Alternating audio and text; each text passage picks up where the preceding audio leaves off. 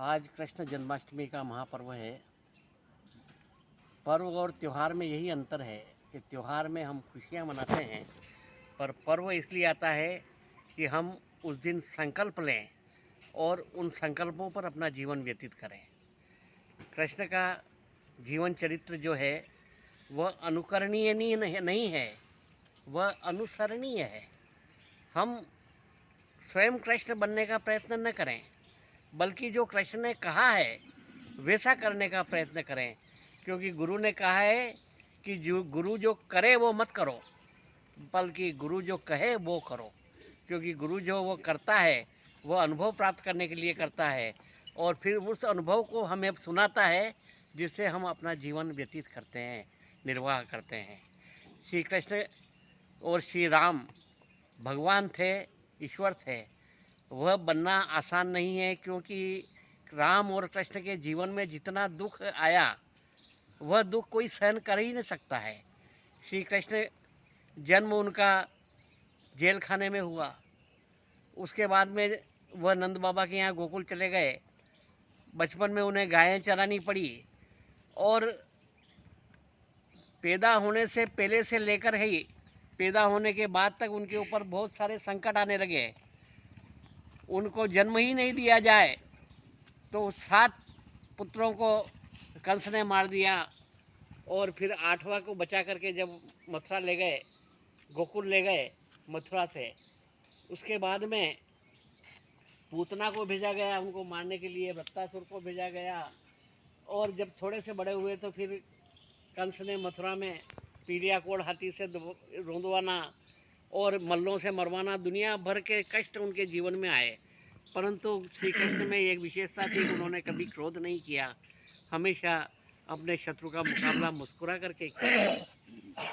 काल यमन हो चाहे जरासंध हो, सभी उनका जीवन पूरा ही कठिनाइयों से, संघर्षों से, परीक्षाओं से गुजरा।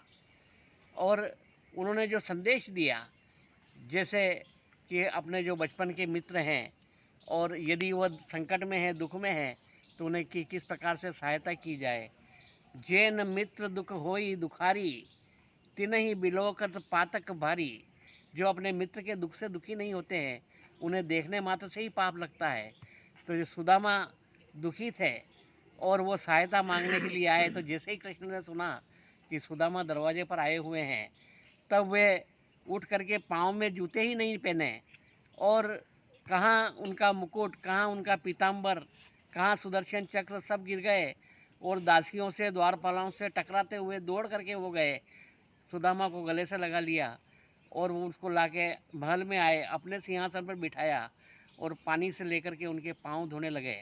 और जब देखा कि सुदामा के पाँव में इस प्रकार का कांटे चुभे हुए हैं, विवाहियाँ फटी हुई है, तब उनको अपने मित्र का दुख देख करके कितना दुख हुआ।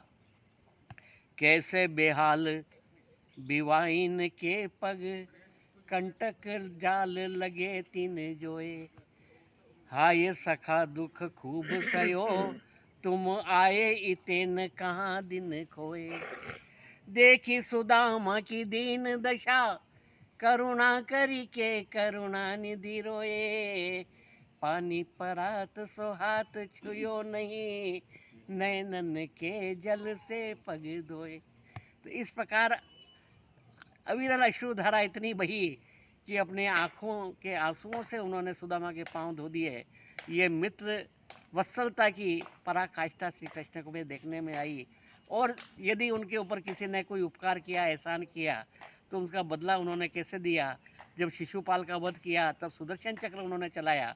सुदर्शन चक्र शिशुपाल का सर काट के वापस जब उनके पास में आया, तो उनकी जो उंगली में सुदर्शन चक्र चल रहा था, उसमें सुदर्शन चक्र से थोड़ा सा घाव लग गया और खून बहने लगा। तो द्रौपदी ने देखा, उसी समय अपनी साड़ी फाड़ी और कृष्ण की उंगली में बांध दी। तो कृष्ण ने उसी समय ये संकल्प लिया कि इस साड़ी का जो एक कोना इसने फाड़ करके मेरी उंगली पे बांधा है, उसके एक एक तार का बदला में एक एक थान से दूंगा।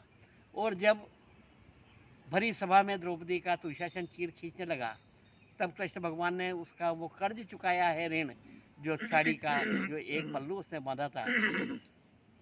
पाई अनुशासन दुशासन के कोप छायो, द्रुपद सुता को चीर गए भीर भारी है। भीषम कर्ण द्रोण बैठे व्रत धारी तहाँ, कामिनी की ओर को एक न निहारी है। सुनी के पुकार धाये द्वारका ते ये दुराई, बड़ायो दुकुल थके भुज बल भारी है। सारी बिच नारी है कि नारी बिच सारी है कि सारी बिच नारी है कि नारी की साड़ी। कहाँ साड़ी है कि नारी है, कुछ पता ही नहीं लगा। एक एक धागे का बदला उन्होंने एक एक थान से चुकाया। तो यह यदि कोई हमारे ऊपर एहसान उपकार करता है तो उसका ऋण किस प्रकार चुकाया जाए, ये भी श्री कृष्ण ने हमें बताया। और किस प्रकार से जब दुर्योधन ने उनके लिए 56 भोग और उनको भोज पर आमंत्रित किया, पर उन्होंने कहा नहीं, वो विदुर के यहाँ पर चले गए और विदुराइन वहाँ पे थी, विदुर जी थे नहीं घर पे, विदुराइन अकेली थी। तब श्री कृष्ण भगवान को उन्होंने फल वगैरह दिए। तब उन्होंने कहा कि मैं अकेला नहीं खाऊंगा, विदुराइन आप भी खाओ। तो विदुराइन इतनी भाव विभोर हो चुकी थी कि वो केला छील करके, केला तो वो स्वयं खा गई और छिलके श्री कृष्ण भगवान को दे दिए, और भगवान प्रेम के वशीभूत होकर के उन छिलकों को खा गए।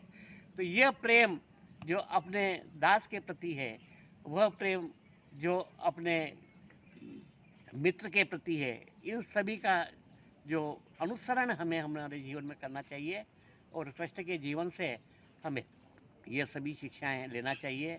आज श्री कृष्ण जन्माष्टमी का दिन है। हम श्री कृष्ण के चरित्र को पूरा अध्ययन करें और उसके अनुसरण करें और उसके अनुसार अपना जीवन जीने का प्रयत्न करें। यही हमारी जन्माष्टमी की सार्थकता रहेगी।